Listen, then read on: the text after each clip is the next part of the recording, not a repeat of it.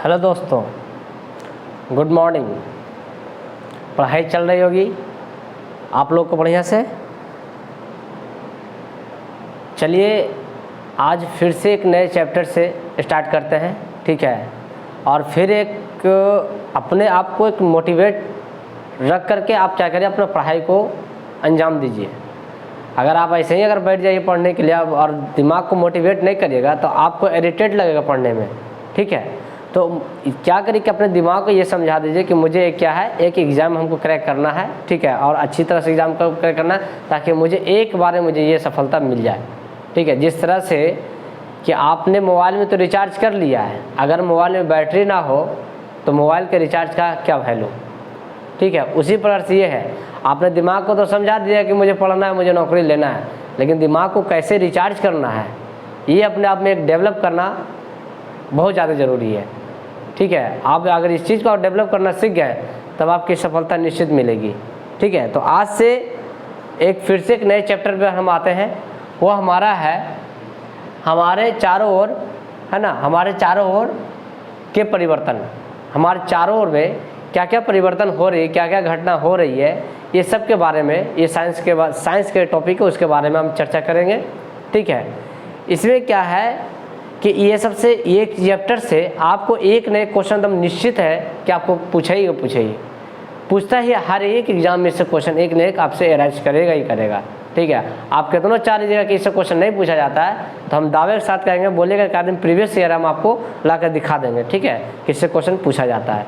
तो चलिए आइए इसको टॉपिक को स्टार्ट करते हैं। पहले आप ये समझिए कि हमारे चारों ओर जो परिवर्तन हो रही है वो कौन से परिवर्तन है, ठीक है। परिवर्तन को पहले समझिए कि परिवर्तन हमारे चारों ओर जो भी हो रही है वो कौन कौन से मतलब कि श्रेणी में आते हैं परिवर्तन को, ठीक है।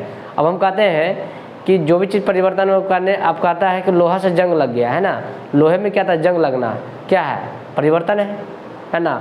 पेड़ अपने आप क्या होता है, ऊपर बढ़ना, एक प्रकार क्या है, परिवर्तन है। मौसम क्या चेंज हो रही है, ये क्या है, परिवर्तन है ना। समुद्र में क्या हो रहा है, ज्वालामुखी फट रहा है, भूकंप आ रही है, ये सब क्या है, परिवर्तन है, घटना है ना। यानी किसी भी चीज़ को, है ना, मतलब कि परिवर्तन आपके दैनिक जीवन में होता ही रहता है, ठीक है। तो उसके टॉपिक पर हम चलेंगे, टॉपिक से हमको समझने का प्रयास करेंगे कि जहाँ जहाँ से क्वेश्चन पूछी जाती है इस चैप्टर से उस पर हम विचार करते हैं, ठीक है। तो आइए, यानी पहला जो हमारा जो टॉपिक है, ठीक है, इसमें देखेंगे दो तीन टॉपिक होगा, इसमें क्लियर कर देंगे। पहला जो टॉपिक हमारा होगा उत्क्रमणीय परिवर्तन, ठीक है। पहला हमारा क्या हो जाएगा, उत्क्रमणीय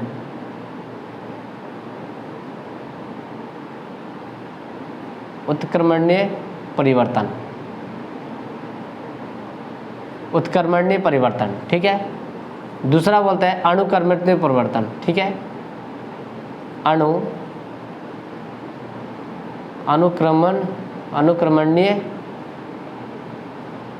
अनुक्रमणीय परिवर्तन, ठीक है। चौथा हो जाएगा बल, और इसी में आ जाइए तीसरा, इसी में आ जाइए ऊष्मा। ज़्यादातर देखिएगा यही मतलब कि तीन टॉपिक्स है ना। इसको आप चार में भी आप लेके जा सकते हैं, इसको ऊष्मा को आप चार में कर दीजिए, ठीक है। ऊष्मा, ये आप देखिएगा कि हमारे जो भी आसपास में जो भी मतलब कि परिवर्तन होती है पदार्थों में, ये जनरली क्या होता है, चार प्रक्रिया से होकर गुजरता है, ठीक है। आप किसी भी चीज़ को ले लीजिए, ये चार प्रक्रिया उसमें होता है, ठीक है। अब आप कहिए कि खाना बनाना, तो खाना बनाना क्या, उसमें ऊष्मा लगती है कि नहीं लगती, बिना उसमें खाना तो बनता नहीं, तो उसमें ऊष्मा लगा तभी तो उसमें परिवर्तन हुआ खाना बनने का, तो उसमें ऊष्मा लगेगा ही। अब कह दीजिए उत्क्रमण, अब एक चीज़ पर बल लगाना है, क्या आप बिना मतलब कि सब्जी काटे हुए, बिना कुछ किए हुए आपको खाना तो बन जाता, नहीं बनता, उसमें भी क्या होता है, बल लगता है ना। यानी कि ये चार चीज़ आपका नेसेसरी है कि किसी भी पदार्थ के परिवर्तन को, है ना, बदलने के लिए, किसी भी पदार्थ को अगर परिवर्तन को बदल रहे हैं तो ये चार चीज़ आपके लिए आवश्यकता हो जाती है, ठीक है। तो हम पहले टॉपिक पे हम आते हैं कि पहला क्या है। तो पहला जो कहता है कि उत्क्रमणीय परिवर्तन में क्या कहते हैं, इसके पे पहले टॉपिक पे आइए, ठीक है। उसके बाद समझते हैं, पारी सब समझेंगे।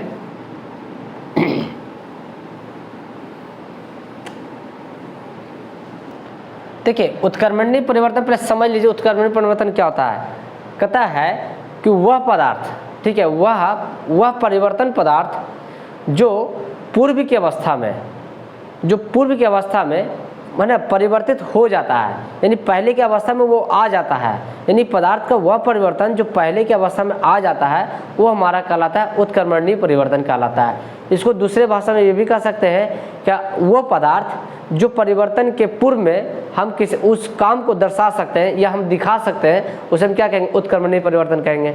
ठीक है, उत्क्रमणीय परिवर्तन में क्या होता है कि इसका दूसरा भी क्या, इसको दूसरे शब्दों में क्या कर सकते हैं, उसको भौतिक परिवर्तन कर सकते हैं। ठीक है, तो आइए इसका पहले डिफिनीशन को पहले समझते हैं कि क्या आता है इसका डिफिनीशन। कहता है कि वह पदार्थ का परिवर्तन वह पदार्थ का है ना, पदार्थ का परिवर्तन जो पूर्व अवस्था में है ना बदला जा सकता है, उसे उत्क्रमित या उत्क्रमणीय या भौतिक परिवर्तन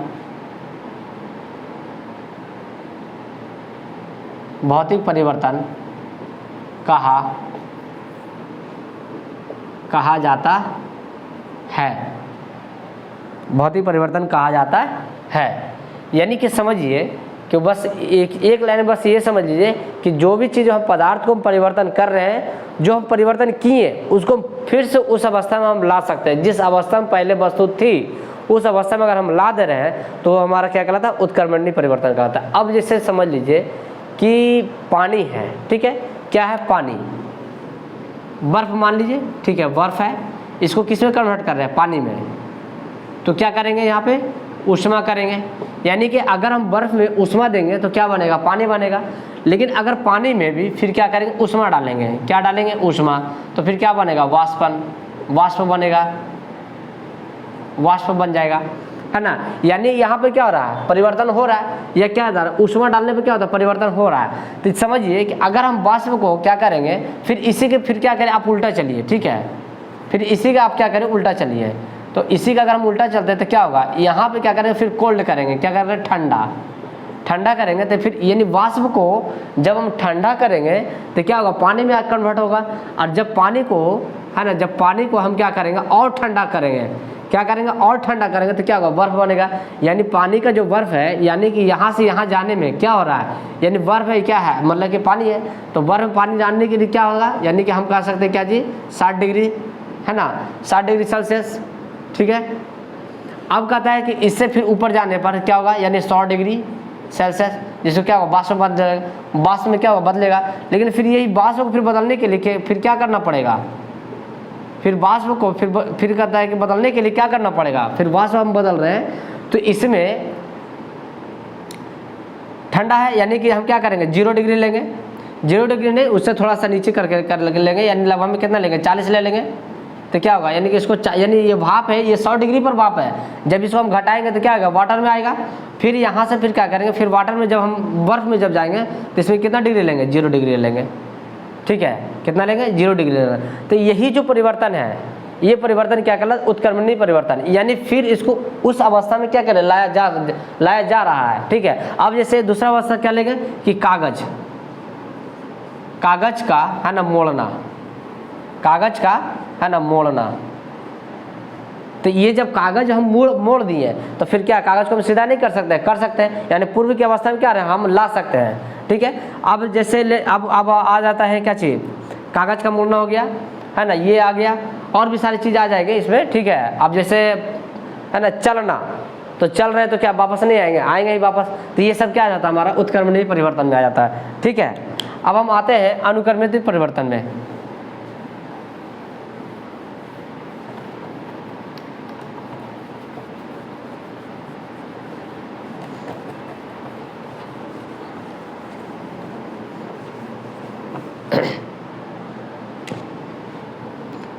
दूसरा में आ जाता है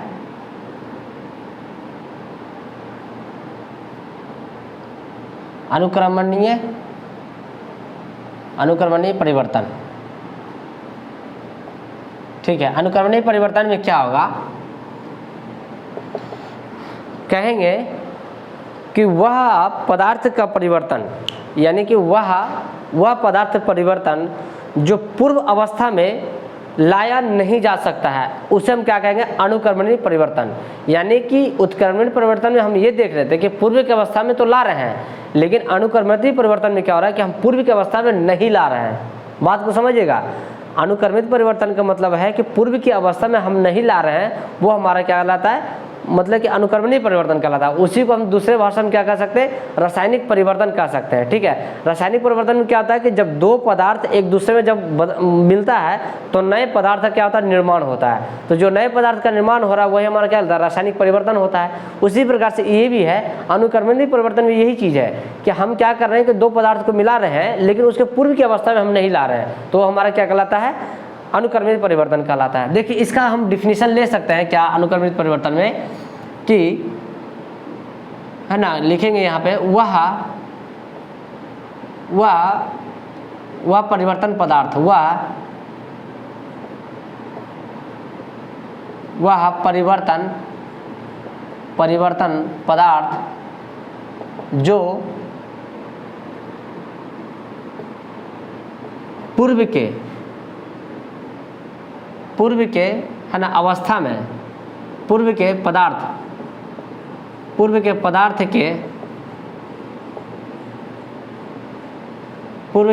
के अवस्था में नहीं आता है, उसे है ना अनुक्रमणीय है ना परिवर्तन या रासायनिक परिवर्तन या रासायनिक परिवर्तन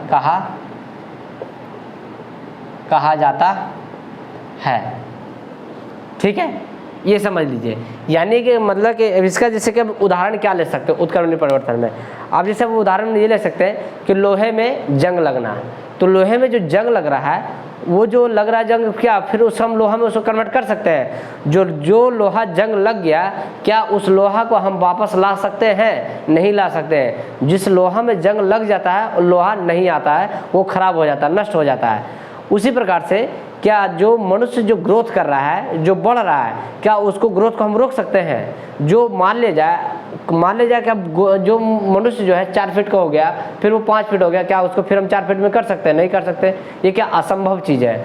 तो जो असंभव जो चीज़ है जिसको हम परिवर्तन कर दिए और वो उसे दूसरे में उस रूप में नहीं ला सकते, यही हमारा क्या कहलाता है, उत्क्रमणीय ये इसको बोले क्या, अनुक्रमित परिवर्तन कहलाएगा, जिसको हम बोल सकते हैं रासायनिक परिवर्तन कह सकते हैं। ठीक है, अब उसी प्रकार से आप दूसरा भी उदाहरण ले लीजिए, है ना, कि भोजन का पकाना। जो भोजन पक गया है, बढ़िया बढ़िया पकवान बन गया है, लिट्टी छना गया है, चोखा बन गया है, क्या हम उसे जिस अवस्था में जिस आटा जो था बढ़िया से जो पाउडर रूप में था, जो लिट्टी बन चुका है, क्या उस रूप में हम ला सकते हैं? आटा के रूप में नहीं ला सकते हैं। तो इस सबको नहीं ला सकते, सब क्या कहलाएगा, हमारा अनुक्रमणीय परिवर्तन कहलाएगा, है ना, रासायनिक परिवर्तन कहलाएगा। क्योंकि भात में क्या है, जो हम आटा गूंद रहे हैं, है ना, जो हम बना रहे हैं लिट्टी, वो क्या है, एक प्रकार का 2 पदार्थ से मिलकर बना, एक क्या नया पदार्थ बना, क्या लिट्टी। तो यही सब हमारा क्या होता है, रासायनिक परिवर्तन होता है। ठीक है, अब इसी में क्या होता है, जैसे रासायनिक परिवर्तन ये भी हो जाता है कि हाइड्रोजन प्लस, है ना, जैसे कि H2O बोलते हैं ना, H+ है ना,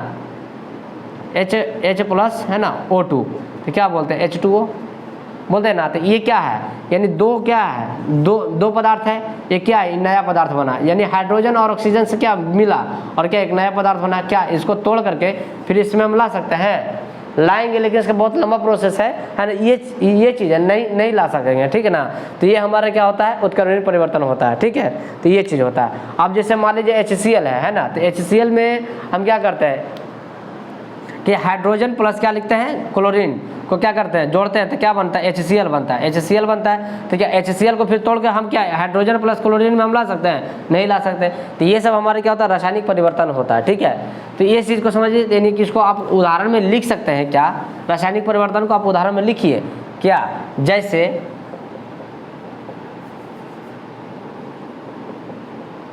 में आप लिख सकते हैं क्या, पेड़ का कटना, पेड़ का है ना काटना, ठीक है। भोजन पकाना,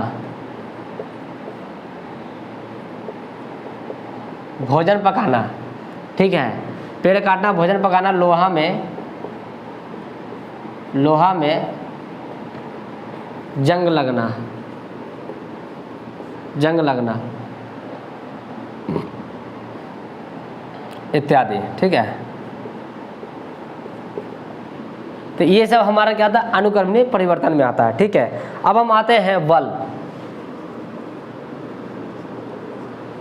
बल में क्या देखते हैं कि हम किसी भी पदार्थ को तभी परिवर्तन कर सकते हैं जब तक कि हम उस पर क्या होता है, बाहरी बल का प्रयोग नहीं करते हैं। अगर हम बाहरी बल का अगर हम प्रयोग कर रहे हैं तो इसका मतलब है कि पदार्थ में परिवर्तन होगा। अगर हम बल का प्रयोग नहीं करेंगे तो किसी भी पदार्थ में परिवर्तन नहीं होगा बिना बल का, ठीक है। तो इसमें जो भी पदार्थ का जो भी परिवर्तन हो रहा है तो इसका सबसे बड़ा योगदान जो होता है वो कौन सा होता है, वो बल होता है, ठीक है। तो आप बल में ये लिख सकते हैं कि वह पदार्थ जिस पर बाहरी बल का प्रयोग करके है ना एक नए पदार्थ में परिवर्तन कर देते हैं वो हमारा क्या कहलाता है, बल कहलाता है, ठीक है। लेकिन इसे बल का ये परिभाषा नहीं, बस हम आपको समझा रहे हैं कि बिना बल का किसी भी पदार्थ का परिवर्तन नहीं किया जा सकता। आप इसे नोट में लिख सकते हैं, ठीक है, कि बिना बल के, है ना, इसी में तो आप लिख सकते हैं, नहीं तो इसमें लिख दीजिए, नोट में कर दीजिए इसको। नोट में क्या लिखे कि किसी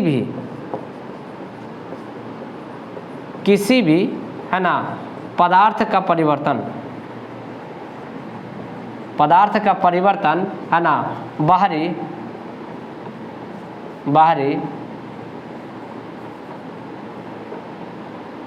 बल के बिना संभव नहीं है। किसी भी पदार्थ का परिवर्तन बाहरी बल के बिना संभव नहीं है, यानी कि बिना बल लगाए हम किसी भी पदार्थ का परिवर्तन नहीं कर सकते। अगर आप खाना भी बना रहे हैं उसमें आपका बल लग रहा है, चाहे कोई भी काम कर रहे हैं परिवर्तन का, तो उसमें क्या होगा, बल लगेगा ही लगेगा।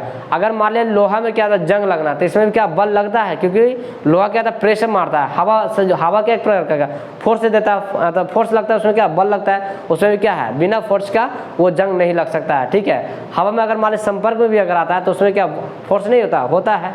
हर चीज़ में जो भी काम आपका जो भी किया जाता है परिवर्तन का, उसमें फोर्स लगता है, ठीक है। ऊष्मा भी क्या है, वही चीज़ है। अगर आप ऊष्मा में लिखते हैं कि ऊष्मा क्या है, जैसे मान लीजिए, अच्छा फोर्स में भी आ जाते हैं, जैसे मान लीजिए आप आटा को लोई लीजिए, ठीक है, लोई को क्या करें, दबाइए, क्या दबेगा कि नहीं दबेगा, यानी जो पहले की जो अवस्था में था उस अवस्था में तो है नहीं, क्यों नहीं है, क्योंकि उस पर फोर्स लगा तो उसका आकृति क्या होगा, बदल गया, यानी क्या परिवर्तन हो गया।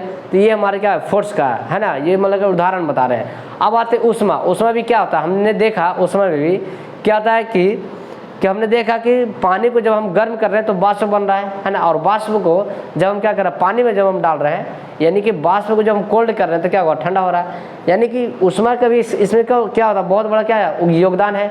खाना बना रहे हैं तो क्या ऊष्मा लगेगा ही, है ना। तो हर पदार्थ में देखिएगा, अगर मान लिया जाए कि फेरिक ऑक्साइड, जिसको आप नाम सुनेंगे FeO2, है ना, जिससे कि क्या होता है कि आयरन में, ठीक है, आयरन में ये क्या है, ये बल का है, ठीक है। तो बस यही समझिए, ये हमारा ऊष्मा का है ना। इसमें और डिटेल्स हम बताएंगे 6 में, और बताएंगे। ये 6 वाला ऐसा चैप्टर लेके आएंगे कि आपको लगेगा कि हाँ बहुत कुछ इसमें जो है कि बताया जा रहा है, अच्छे से हम पढ़ रहे हैं। आपको ये बस ये ध्यान रखिए कि जो चीज़ बताया जा रहा है इस चीज़ को आप गांठ बांध लीजिए कि एक एक चीज़ अगर आप इस चीज़ को देख करके अगर कॉपी में नोट डाउन करते हैं तो आगामी जो भी एग्ज़ाम आ रहा है आपको एक भी एग्ज़ाम को क्वेश्चन छूटने नहीं जा रहा। जो भी अगर क्वेश्चन अगर साइंस से आ जाए तो एक भी क्वेश्चन नहीं छूटेगा, ठीक है। लेकिन हाँ, जितना बता रहे हैं उतना आप मेमोरी में कन्वर्ट करते, मेमोरी में आप रखते चले जाइए, ठीक है।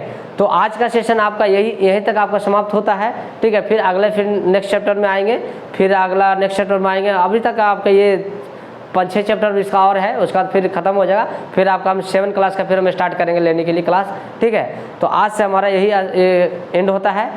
और जो भी आपको दिक्कतें होती है वो हमें कमेंट करिए, है ना। जहाँ पे अगर गलती हुई है वहाँ पे आप हमको बताइए, सर यहाँ पे आप गलती बता दिए, वहाँ पे भी कमेंट करिए ताकि हम उसको सुधार करें, ठीक है।